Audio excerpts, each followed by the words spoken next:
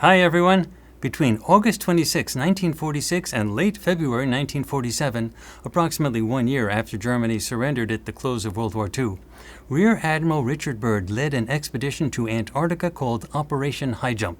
Now, at the time, the United States had spent a lot of money on World War II. The end of the war would normally be considered a time to close down military activities, consolidate gains, save cash, and so on. But this expedition to Antarctica involved tremendous resources. Those resources were called Task Force 68, and it involved 13 ships, 33 aircraft, and nearly 5,000 men. And that included destroyers, a submarine, an aircraft carrier, icebreakers, a tanker, supply ships, the works. Now, the stated reason for the task force to Antarctica was to gather data, to explore, to see if it was possible to design air bases in that cold location and that type of thing, sort of National Geographic on steroids. But friends, you don't need 13 military ships, 33 military aircraft, and nearly 5,000 military personnel to do that, especially for an inhospitable location that you don't know much about. I can see 1 or 2 ships and a couple of aircraft to check out the scene, but an entire armada armed to the teeth doesn't seem to match the stated goals of the expedition. At least to me, Admiral Byrd's expedition to Antarctica just doesn't seem to make sense if there was no urgent military reason to go there at the time. Indeed, you simply do not send that type of very expensive military force into a dangerous area like Antarctica unless you have solid intelligence suggesting that there is a clear and urgent need to do so. It just would not happen. It just wouldn't. Areas kind of spread out underneath this structure. So the structure, looks this big on the outside, but then inside the structure, there's a way to get down into like these kind of hidden areas and down inside the structure. What you are about to see firsthand is a revision of the mainstream account of history. We are going to show you data that will explain more than one unexplained mystery involving the Nazis, the U.S. military, and Antarctica. What we are about to show you will explain why Admiral Byrd really led that expedition to Antarctica, what happened when he did it, and ultimately, why U.S. presidents eventually made a very bad deal by allowing certain extraterrestrial groups to establish an official presence on, or perhaps I should say underneath, U.S. soil. It's weird. This seems like, I haven't mentioned it, but this seems like, I think I should mention it now. Almost everyone here is blonde and Caucasian looking.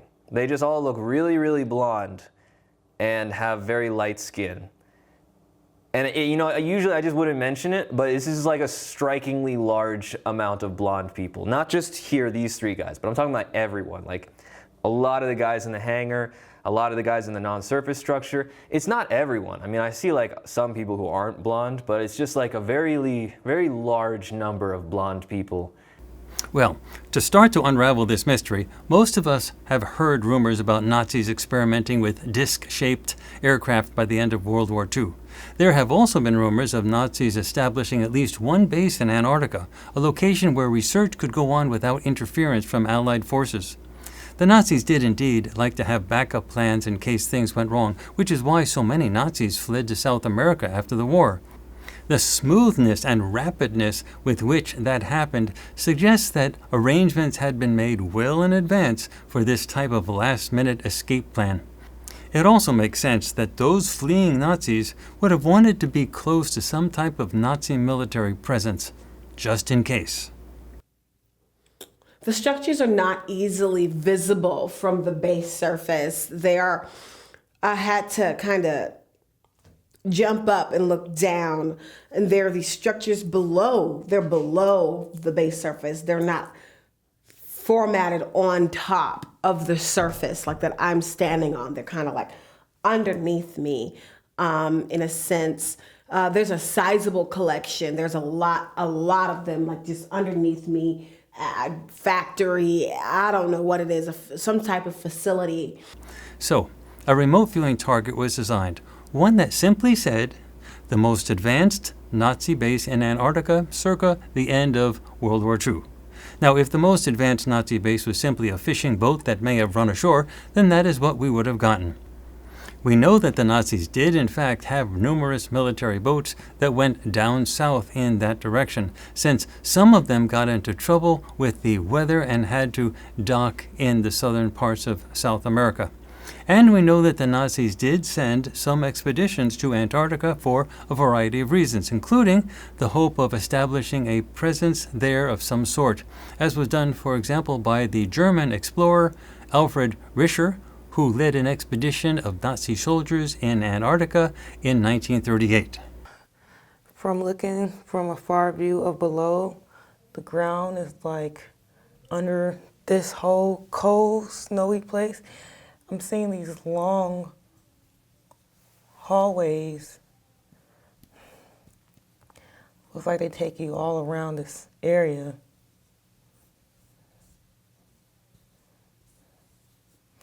And it's very long and very dull lights in here. Well, after I obtained the remote viewing data from our viewers for the first target of this project, and remember that only I knew that the target was the most advanced Nazi base in Antarctica circa the end of World War II, I then designed the second target, since it was clear that the second target needed to pull pieces together given what we found out from the results of the first target. You see, what we found out is that there was a huge Nazi presence in Antarctica at the end of World War II. Moreover, they had help, extraterrestrial help, and in fact very surprising extraterrestrial help. Clearly the Nazis could not have established a powerful military presence in Antarctica without outside assistance. The environment was just too inhospitable, so they got help. But we ultimately found out that they got help from two very different extraterrestrial groups. Things kind of in the sky, they look like, almost like arrows pointing this way, like this. But when I probe them, they don't feel solid, so they feel kind of like a laser or something, you know what I mean? Like lasers. And so that's what I'm hearing here, a lot of man-made sounds. I see these lasers in the sky kind of coming down. After the data for Target 1 was in hand, I designed the second target for this project, and Target 2 is the most significant battle between the Nazi forces in Antarctica and U.S. forces circa the end of World War II or after. This guy's not a human. The top commander for their side of things, he is not a human at all. He is a dinosaur face looking guy, very fierce and looking face. So let's draw some teeth.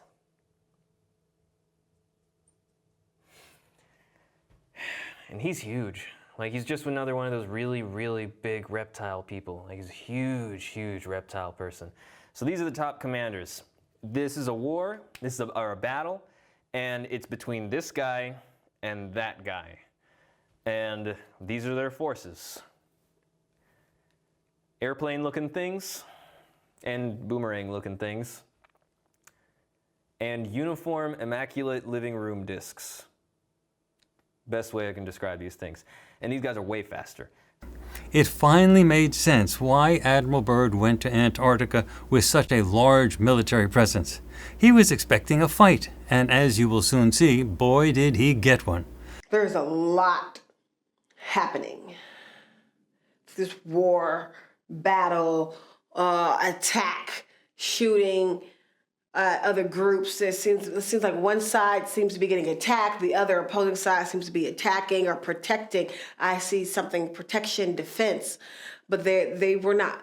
The side that's getting attacked, they were ready, like they were ready for protection and defense, but they didn't seem to be ready for this. There's like a laser attack going on here. I see there are subjects running and darting lasers. Subjects are getting disintegrated. Like, there's a lot happening here. It's almost unrealistic, like something you'd see in a movie. If the opposing side has non-surface structures, there's not many. They're managing and they're fighting. They have the capability. Like, they're putting up a good fight, but they are also getting disintegrated. But the Nazis did offer the reptilians a real opportunity that they could not turn down. You see, by helping the Nazis with their Antarctica base, they gained two things. First, they gained a small but dependable slave military force that they could dispatch wherever they wanted, even off-planet in the future. But second, and this is the really important part, they could scare the daylights out of the American military and political leadership. You see, it was clear at the end of the Antarctica battle that the Nazis could use their new aircraft and weapons to challenge the entire U.S. military. Indeed, the U.S. military would be powerless against such a technological advantage.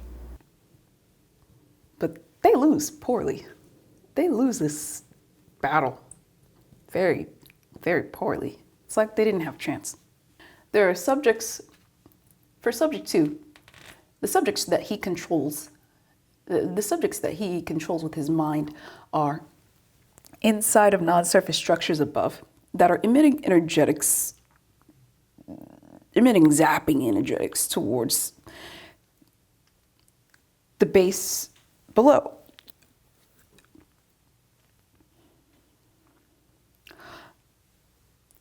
Those non-surface structures that Subject 2 controls, they're not shaped like airplanes at all. They're shaped like prisms. They're shaped weirdly like discs, prisms, and they need more energy. It's like really hard for them to stay up there, but the energy and power that they have for the short period of time is because of Subject 2, the leader. The leader gives them energy. It's like they're emitting energetics because they're being mind controlled. Why then did the Nazis not actually do it? Why did they not actually invade the continental United States and blow the U.S. military out of the water, so to speak? Well, it's simple. Their reptilian allies did not allow it. The reptilians didn't want the Nazis to control anything. They just wanted the U.S. military and political leadership to be so frightened that they would agree to absolutely anything in order to get some of that advanced technology. And that, my friends, explains what happened in our last major mysteries project, presidential meetings with extraterrestrials. What the reptilians wanted and needed was for there to be a legal agreement between them and the United States government that would allow them to operate without restraint on or under U.S. soil. According to our data, it worked. The U.S. signed the agreement giving the reptilians formal access to U.S. soil and the U.S. citizenry, all in exchange for promises of help with advanced ET tech, promises that were apparently never fulfilled. Basically, the U.S. got shafted.